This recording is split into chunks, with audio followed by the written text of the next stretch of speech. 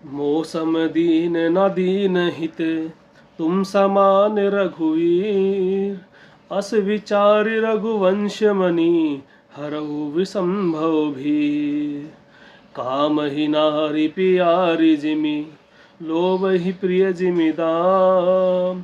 तिमि रघुनाथ निरंतर, प्रिय लागो मोहि राम। तिमि रघुनाथ निरंतर, प्रिय लागो मोहि राम।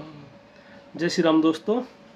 पिछले नक्षत्र की वीडियो में मैंने आपको बहुत सारी बेसिक जानकारी दे दी नक्षत्रों के बारे में, कि नक्षत्र क्या होते हैं, नक्षत्र कैसे बनते हैं, कितने नक्षत्र होते हैं। ठीक है, थोड़ा सा ब्रीफ में एक बार फिर से बता देता हूँ कि हमारे पास 27 नक्षत्र होते हैं और एक नक्षत्र जो होता है वो 13 डिग्री 20 मिनट का होता है। हर एक नक्षत्र में 4 चरण होते हैं। फिर हमने क्या किया, नक्षत्रों के स्वामी के बारे में पढ़ा। एक तो देवता स्वरूप में, जैसे अश्विनी नक्षत्र के अश्विनी कुमार होते हैं ऐसे, और एक बार उनके जो ग्रह के अनुसार जो उनके स्वामी होते हैं, जैसे अश्विनी का केतु होता है, ऐसे हमने उसके बारे में पढ़ा। ठीक है, फिर उनके बारे में विंशोत्तरी महादशा पढ़ी कि कौन सा जो ग्रह है उसको कितना टाइम पीरियड दिया गया है 120 साल में से। ठीक है, तो वो वीडियो क्योंकि काफ़ी लंबा हो रहा था, इसलिए मैं इसका आज सेकंड पार्ट लेके आया हूँ कि नक्षत्रों का प्रयोग क्या क्या है हमारे पास। मैंने 2 चीज़ों के बारे में और बताया था। एक तो बताया था मैंने मूल नक्षत्र, एक बताया था पंचक, कि मूल नक्षत्र में जन्म होता है तो क्या होता है। ठीक है, और मैंने आपको ये भी बताया था कि आपका जन्म नक्षत्र क्या है, आपका नाम किस चीज़ से निकलेगा, या आपको किसी और का नाम देखना है कि किस अक्षर से इसका नाम निकलेगा, इसका नक्षत्र स्वामी कौन है, वो सारी चीज़ें मैंने आपको बताई। आज मैं आपको मुख्य 2 चीज़ें बताऊंगा, एक तो नक्षत्रों का प्रयोग और एक नक्षत्रों की हेल्प से राशि निकालना, क्योंकि जो राशि है वो नक्षत्रों को मिला के ही बनाई गई है। ठीक है, तो धीरे धीरे हम इस वीडियो में आगे बढ़ेंगे और देखेंगे। सबसे पहले हम देखते हैं नक्षत्रों का प्रयोग। नक्षत्रों का प्रयोग हमने क्या है, ज्योतिष शास्त्र में पढ़ा है कि नक्षत्रों को मुख्यतः 7 भागों में बांटा गया है, या 7 प्रकार के नक्षत्र बताए गए हैं। सबसे पहला है ध्रुव नक्षत्र। सबसे पहला क्या है, ध्रुव नक्षत्र। अच्छा, मैंने आपकी सुविधा के लिए ना यहाँ पे नक्षत्र का नंबर भी लिखा, जो आप दिखाई दे रहे हैं ना, 4 रोहिणी, 12 उत्तरा फाल्गुनी, 21 उत्तराषाढ़ा, 26 उत्तरा भाद्रपद। ठीक है, ये मैंने इसलिए लिखा है, मुझे लगता है आपको अभी तक नक्षत्रों के जो नंबर है वो ध्यान नहीं होंगे, या आपके जो नक्षत्रों के जो संख्या है वो याद नहीं होगी कि चौथे नंबर पे कौन सा आएगा, 12वें नंबर पे कौन सा आएगा, 21 नंबर पे कौन सा आएगा। तो आपकी सुविधा के लिए मैंने क्या किया, ये ऐसा लिखा है। ठीक है, तो सबसे पहले हम पढ़ते हैं कि ध्रुव नक्षत्र क्या होता है। ध्रुव नक्षत्र क्या होता है, जो स्थिर है। आपने ध्रुव तारा सुना होगा।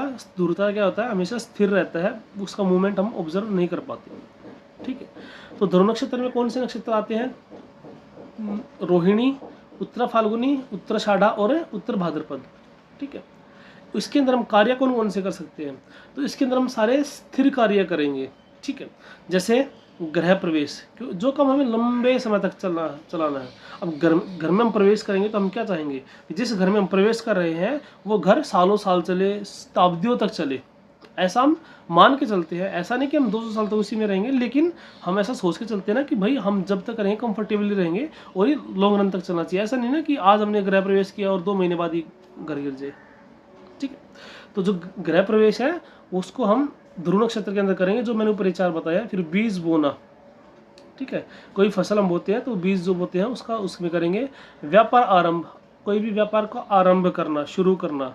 कोई भी व्यापार हम शुरू करते हैं तो क्या सोच के करते हैं, ऐसा नहीं कि 2 महीने बंद कर देंगे। हम सोचें कि लंबा चले, सालों साल चले। ठीक है, गृह शांति, बगीचा बनवाना, धर्मशाला बनवाना, मंदिर बनवाना, गाना बजाना, कपड़ा पहनना, प्रेम करना, अलंकार धारण करना, पद ग्रहण करना आदि। अलंकार धारण मतलब गहने पहनना, पद ग्रहण मतलब कोई भी शपथ लेना, कोई भी मंत्री पद की शपथ लेना, वो आपका कोई भी हो सकता है पद। ठीक है, उसके अनुसार। अगला जो नक्षत्र हमारे पास है वो चर नक्षत्र है। चल नक्षत्र, चल का मतलब ये समझते जो मूवमेंट है, जिसमें कौन कौन से नक्षत्र इसके अंदर आते हैं, पुनर्वसु, स्वाति, श्रवण, धनिष्ठा और शतविषा। ठीक है, तो ध्रुव नक्षत्र में मैंने आपको बताया था कि जो ऊपर के ये जो ध्रुव नक्षत्र में क्या है, ये जो 4 नक्षत्र हैं, ठीक है, जितने भी ये नीचे कार्य मैंने बताए, इन चारों में से आप किसी भी नक्षत्र के अंदर ये कार्य कर सकते हैं, स्थिर वाले। अब चल नक्षत्र जो है, ये क्या बताया मैंने, ये 5 है हमारे पास, पुनर्वसु, स्वाति, श्रवण, धनिष्ठा, शतविषा। तो जितने भी चल कार्य हैं वो हम क्या करेंगे, इन नक्षत्रों के अंदर किसी के अंदर भी कर सकते हैं। क्या है, सवारी करना, यात्रा करना, मंत्र सिद्धि करना, हल चलाना, वाहनों को खरीदना आदि। अब देखिए नेक्स्ट, उग्र या क्रूर नक्षत्र। उग्र या क्रूर नक्षत्र। नक्षत्र कौन कौन से हैं? भरणी, मघा, पूर्व फाल्गुनी, पूर्वाषाढ़ा, पूर्व भाद्रपद, ये 5 नक्षत्र हैं। अनुकूल कार्य क्या कर सकते हैं इसमें? तांत्रिक प्रयोग। ठीक है, ये मतलब सबके लिए नहीं है, ये जो इस फील्ड से संबंधित है, ठीक है, वो तांत्रिक प्रयोग। अब जहर देना, अब सोचेंगे भाई जहर भी कौन मुहूर्त दे के देता है, ठीक है, तो क्योंकि ज्योतिष शास्त्र बहुत पुराना है, तो उस समय पे ये सारी चीज़ें होती थी। तांत्रिक प्रयोग करना है आपको कोई, तो उसके लिए कौन सा नक्षत्र चुना जाएगा जिसमें उसका रिजल्ट बेस्ट आएगा। अब जहर देना है, हालांकि जहर देने का मतलब सिर्फ किसी को मारना ही नहीं होता, आपने एक चीज़ और सुनी होगी, जहर ही जहर को मारता है। तो मेडिसिनल पर्पज़ के लिए भी अगर हम जब चीज़ों का प्रयोग करते हैं तो उसके लिए भी नक्षत्र देखा जाता था। और पहले अनिवार्य रूप से जो वैद्य होते थे उनको ज्योतिष का ज्ञान होता ही था, तो किस नक्षत्र में कौन सी औषधि लेके आनी है। अब वैसे तो मैंने बताया ना कि ज्योतिष तो अनंत है भाई, पूरी ज़िंदगी पढ़ते रहेंगे तब भी कम पड़ जाएगा। अब जो 27 नक्षत्र है हमारे, उनके 27 वनस्पतियाँ भी है कि कौन सी नक्षत्र की कौन सी वनस्पति है, ठीक है। तो अगर वैद्य को दवाई बनानी है, औषधि बनानी है, तो वो कौन से पेड़ की जड़ को या पत्ते को किस नक्षत्र के अंदर तोड़ के लेके आएगा, इसका भी पूरा शास्त्र हमारे पास विद्यमान है, ठीक है। लेकिन क्योंकि आजकल इतना ज़्यादा हम नहीं कर पा रहे हैं, इसलिए मैं उसको ऐड नहीं कर रहा हूँ। तो जहर देना, आग लगाना, मुकदमा दायर करना, शत्रु पराक्रमण करना, संधि कार्य करना, चतुराई चालाकी कम आदि, ये सारे क्या क्रूर नक्षत्र। क्रूर का मतलब क्या है कि एग्रेसिव हो जाना, एग्रेसिव। और ये सारे जितने काम है ना, ये लगभग क्या है, अपने शत्रु के खिलाफ है, ठीक है। हम क्या करेंगे, उग्र किसके साथ होंगे? घर वालों के साथ हम उग्र नहीं होंगे, उनके साथ हम शांति से प्यार से रहना चाहेंगे। उग्र किसके साथ होंगे? जो हमारा शत्रु होगा, तो उस पर आक्रमण करना, चतुराई से चालाकी से काम करना, जहर देना, आग लगाना, मुकदमा दायर करना, इस टाइप की। फिर साधारण या मिश्र नक्षत्र, ये क्या होते हैं? कुछ जनरल काम जिसमें आप कर सकते हैं। क्या है? कृतिका और विशाखा। अनुकूल कार्य क्या है इसमें? सामान्य कार्य, नॉर्मल कार्य, अग्नि कार्य। अग्नि कार्य मतलब कुकिंग पर्पज के लिए, अब वो आग लगाना नहीं है, ये कुकिंग पर्पज के लिए। और उग्र नक्षत्र कार्य भी किए जा सकते हैं, ठीक है। जितने भी मैंने ऊपर के काम बताए ये भी किए जा सकते हैं। साधारण मतलब मिश्र का मतलब मिश्रित, मिला हुआ, ठीक है, जिसमें दोनों चीज़ें आती हैं। कई सारे नक्षत्रों की विशेषताएं लिए हुए हैं, तो इसमें क्या जाएंगे? नॉर्मल काम है आप वो भी कर सकते हो, उग्र काम है आप वो भी कर सकते हो। मान कर जो उग्र नक्षत्र के जो ये हैं, भरणी, मघा, पूर्व फाल्गुनी, पूर्वाषाढ़ा, पूर्व भाद्रपद, अगर आपको ये नक्षत्र नहीं मिल पा रहे हैं और पास में क्या कृतिका या विशाखा नक्षत्र है जो अब आप काम करना चाह रहे हो, तो उन नक्षत्रों की अब्सेंस में आप इन नक्षत्रों में भी अपने अमुक कार्य कर सकते हैं, जो आपके इच्छित कार्य है वो कर सकते हैं। आगे देखिए,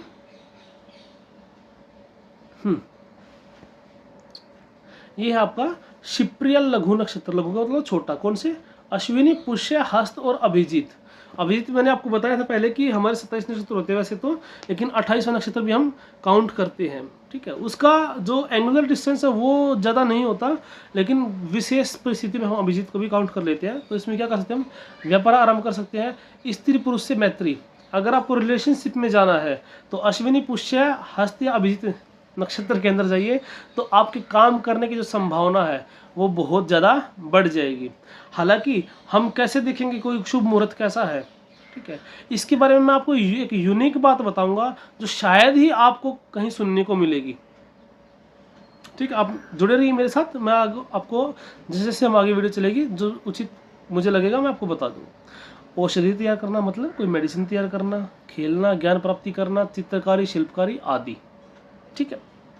फिर आते हैं मृत्यु नक्षत्र। कौन से? मृगशिरा, चित्रा, अनुराधा, रेवती। इसमें क्या करेंगे? सभी मित्रतापूर्ण और कोमल कार्य जैसे गीत गाना, नाटक करना, खेलकूद करना, चित्र बनाना आदि। मृत्यु, मैत्र मतलब सॉफ्ट, मृत्यु का मतलब क्या था? सॉफ्ट, मृत्युवाणी है ये तो, ठीक है, मतलब सॉफ्ट है। सॉफ्ट में क्या है? सारे सॉफ्ट कार्य, फ्रेंडशिप के कार्य करना, ठीक है, आर्टिस्टिक काम करना जैसे गीत गाना, नाटक करना, खेल कूद भी कर सकते हैं क्योंकि आनंद जिसमें आता है, ठीक है, चित्र बनाना। तीक्ष्ण या दारुण नक्षत्र कौन कौन से हैं? आर्द्रा, आश्लेषा, ज्येष्ठा, मूल। इसमें क्या है? उग्र कार्य कर सकते हैं, फूट डालना, प्रहार करना, भूत प्रेत बाधा निवारण, जादू टोना आदि। मतलब इसमें भी क्या है? सारे एग्रेसिव काम हम कर सकते हैं। तीक्ष्ण, तीखा, मिर्ची का स्वाद क्या होता है? तीक्ष्ण होता है, तीखी होती है। तो हम मिर्ची किसको लगाएंगे, है ना? शत्रु को ही लगाएंगे। तो किसी चीज़ में फूट डालनी है, प्रहार करना। अब फूट डालने मतलब सिर्फ यहाँ पे चुगली से नहीं है कि हाँ ठीक है उसकी चुगली उससे लगा दी। पहले के कॉन्टेक्स्ट में क्या था कि जैसे राजा जो होते थे वो साम दाम दंड भेद या हर प्रकार की नीति अपनाते थे। शत्रु राजा ने आक्रमण कर दिया है तो क्या करेगा राजा? बहुत ज़्यादा पावरफुल है, सीधा दमन कर देगा। ठीक है भाई आजा, आमने सामने 1-1 हेड ऑन कोलिजन कर लेते हैं, ठीक है। अगर सेम पावर का है तो लड़ाई भी कर सकता है या कुछ और हथकंडे भी अपनाएगा, लेकिन अगर सेम पावर का है या उससे कम पावर का तो क्या करेगा, ठीक है, मैं अगर लड़ूंगा मेरा ही बहुत नुकसान होगा, क्या करता हूँ किसी और राजा से इसकी लड़ाई करा देता हूँ, वो आपस में लड़ते रहेंगे, अपन बच जाएंगे, ठीक है। अंग्रेजों ने भी क्या किया, फूट डालो राज करो, आपस में लड़ाते रहे, खुद का फायदा देखते रहे।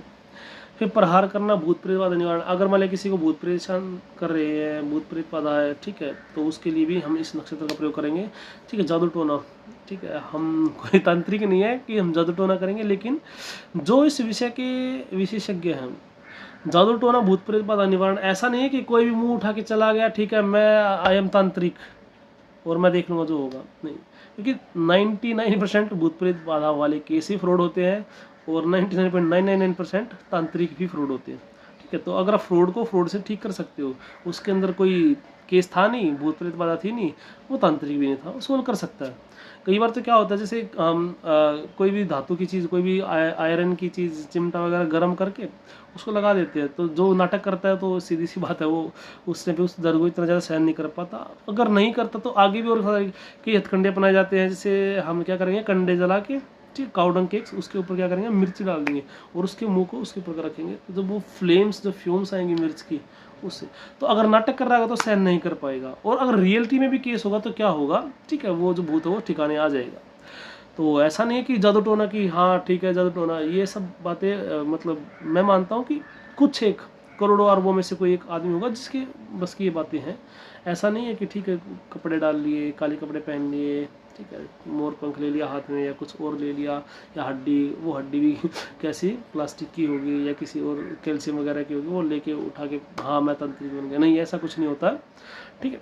पर अगर कोई रियलिटी में ऐसा है, भाई भूत प्रेत बाधा तो संत भी तो करेंगे ना निवारण, अगर सच में किसी को परेशानी है तो एक जो सात्विक जिसके पास ऊर्जा है वो भी करते हैं, ठीक।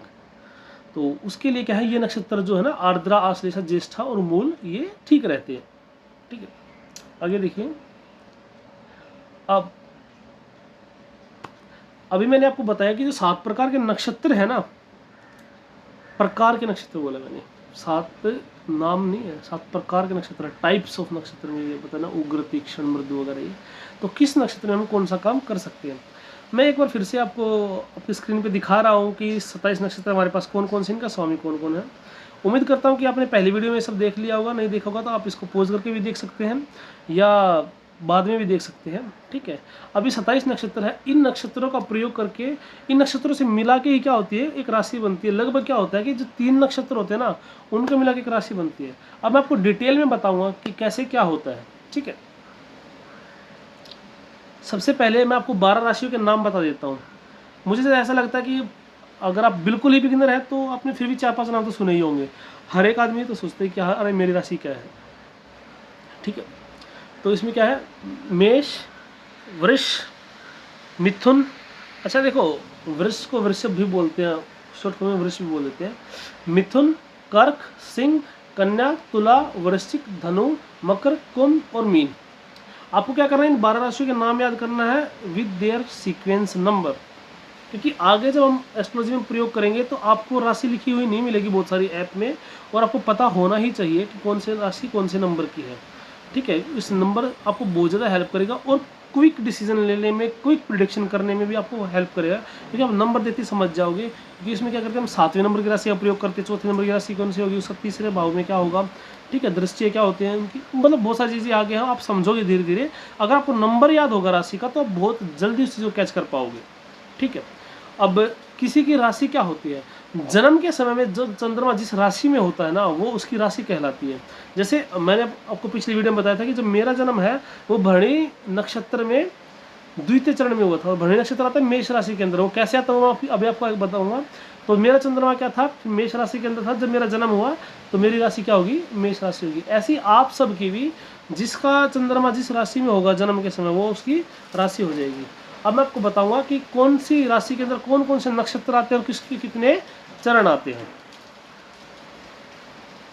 देखिए, प्रत्येक राशि में 3 नक्षत्र आते हैं, ठीक है। क्यों, प्रत्येक राशि में 9 चरण होते हैं, एक नक्षत्र में 4 चरण होते हैं, तो 2 नक्षत्र में होने थे तो 8 ही चरण हुए। 9 चरण के लिए हमें तीसरा नक्षत्र लेना ही पड़ेगा, ठीक है। तो इसी प्रकार क्या होता है कि राशि में 3 नक्षत्र के कुल 9 चरण होते हैं। अब प्रत्येक राशि में 3 नक्षत्र आते हैं। राशि की डिग्री 30 डिग्री होती है। मैं पिछली वीडियो में आपको बता चुका हूँ 360 डिग्री का सर्कल होता है। 12 राशियाँ होती है, इसलिए 12 को 360 डिवाइड करेंगे 30 आ जाएगा। फिर नक्षत्र 13 डिग्री 20 मिनट का होता है। नक्षत्र के 4 चरण होते हैं। चरण कितने का होता है? 3 डिग्री 20 मिनट का। कैसे निकालेंगे? 13 डिग्री 20 मिनट्स को जब मैं 4 से डिवाइड करूंगा तो 3 डिग्री 20 मिनट आ जाएगा। ठीक है, ये सब आपको बता चुका हूँ, लेकिन एक रिविजन के लिए मैंने आपको ये सब बता दिया है। आगे देखिए,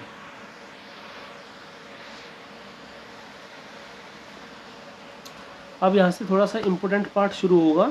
ठीक है, थोड़ा सा हम चीज़ों को और डेप्थ में सीखेंगे। कैसे? मेष राशि क्या होगी, मेष राशि में कौन कौन से नक्षत्र आएंगे, ये हमें कैसे पता चलेगा? इसके लिए मैंने फार्मूला बता रहा हूँ आपको। 2r-1 किसी भी राशि के अंदर कौन कौन से नक्षत्र आएंगे, ये तो आप सबको पता चल ही गया है कि 3 नक्षत्र आएंगे, और ये भी है कि भाई लगातार आएंगे, कंजिक्यूटिव आएंगे। ठीक है, तो आर है यहाँ पे राशि की संख्या, राशि का नंबर। ठीक है, आर क्या है यहाँ पे? राशि का नंबर है। तो जैसे मान लिया मुझे करना है कि 3rd नंबर की राशि में कौन कौन से नक्षत्र आएंगे, तो यहाँ पे आर की जगह मैं 3 रख दूंगा। ठीक है, तो क्या आ जाएगा यहाँ पे मेरे पास? ये आ जाएगा मेरे पास 2 × 3 माइनस में 1। पहले इसको मल्टीप्लाई करेंगे, बोर्ड वास आपने पढ़ा होगा 7th क्लास में, 6th क्लास में। ठीक है, पहले ब्रैकेट सोल्व करते हैं और फिर मल्टीप्लिकेशन करेंगे, फिर बाद में माइनस करेंगे। तो जगह 6 - 1 मतलब 5। क्या आ गया? 5। मैंने क्या बताया? तीनों जो नक्षत्र होते हैं, 3 नक्षत्र जो होते हैं वो कंजिक्यूटिव होते हैं, लगातार होते हैं। तो पहले 5 आएगा, फिर 6 और फिर 7 आएगा। 5 नक्षत्र कौन सा? मृगशिरा, फिर 6 आर्द्रा, 7 पुनर्वसु।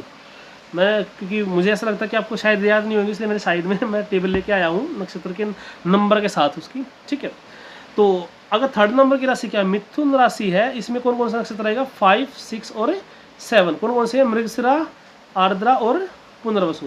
अब मान लीजिए 2 नंबर की जो राशि है हमारी, उसका निकालना है, तो 2 × 2 4 - 1 3। तो 3, 4th और 5th नक्षत्र आ जाएगा। अगर आपको नहीं पता तो हम यहाँ से देख सकते 3, 4 और 5th। ठीक है, तो उम्मीद करता हूँ आपको सबको ये समझ में आया होगा कि हम कैसे निकालेंगे राशि के नंबर से। लेकिन ये जो फार्मूला है ये सिर्फ क्या है? 1 से लेके 4 तक ही वैलिड है। 1 से लेके 4 नंबर की राशि तक वैलिड है। अगर आप, हमारे पास 12 राशि है, तो पहली मेष, वृष, मिथुन और कर्क। मेष, वृष, मिथुन और कर्क, अगर इसके हमें नक्षत्र निकालने हैं तो हम इस फार्मूले से निकाल लेंगे 2r-1 से। ठीक है, इस प्रकार मेष में क्या हो जाएगा? अश्विनी, भरणी, कृतिका। फिर इसमें कृतिका, रोहिणी, मृगशिरा। मिथुन में मृगशिरा, आर्द्रा, पुनर्वसु। इसमें पुनर्वसु, पुष्य, आश्लेषा। अगर आपको नक्षत्र की संख्या याद है, नक्षत्र याद है, तो आपको ये याद करने की जरूरत ही नहीं, सिर्फ एक फार्मूला याद करो, 2r-1। ठीक है, अब आगे देखिए,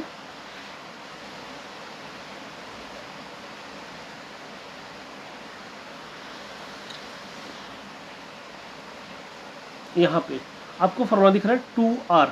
आपके बारे में सिर्फ क्या करना है?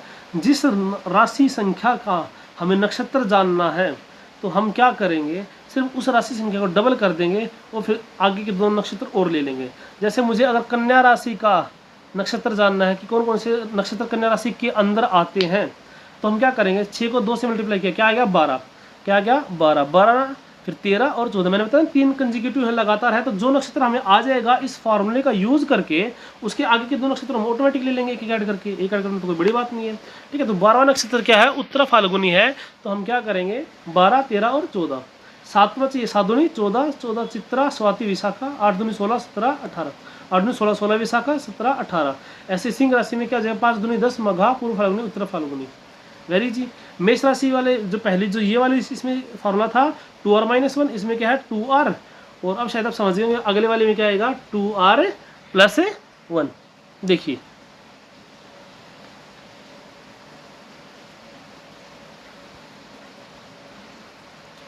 यहाँ पे क्या था? 2r-1। यहाँ पे क्या था? 2r। अब यहाँ पे क्या है? 2r+1। मान लिया हमें 10 नंबर की राशि का निकालना है, कौन कौन से नक्षत्र आएंगे। तो हम क्या करेंगे भाई? हम 2 को 10 से मल्टीप्लाई करेंगे, प्लस में 1। अगेन बोर्ड मास 10 और 10 टू जा 20 + 1 21। तो 21 नक्षत्र, 21 21 नक्षत्र, 22 और 23। 21 है उत्तराषाढ़ा, फिर श्रवण, फिर धनिष्ठा।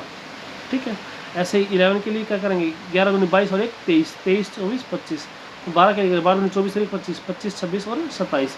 ऐसे हम इसको कर सकते हैं। तो मैंने क्या बता दिया आपको, 1 से लेकर जो 12 राशि है उनका हम नक्षत्र कैसे निकालेंगे, उनका हम नक्षत्र कैसे निकालेंगे कि भाई किस राशि में कौन कौन से नक्षत्र हैं।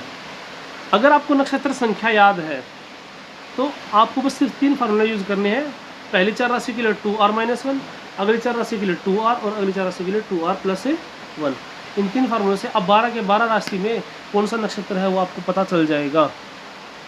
ठीक है, अब आपको मैंने पिछली वीडियो में बताया था कि नक्षत्र के 4 चरण होते हैं और 4 चरण होते हैं उनके भी तत्व होते हैं अग्नि, पृथ्वी, वायु और जल।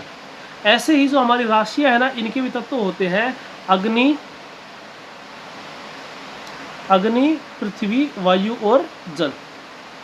अब ये कैसे पता चलेगा कि कौन सी राशि का क्या तत्व है, तो देखिए, जब हम जितने भी ये जो नक्षत्र है ना यहाँ पे इस वाले में, इसमें क्या पहले नक्षत्र के 4 चरण यूज है, अगले नक्षत्र के 4 चरण यूज है और उससे अगले वाले के कौन से 1 ही चरण यूज है, क्योंकि 9 चरण होने चाहिए।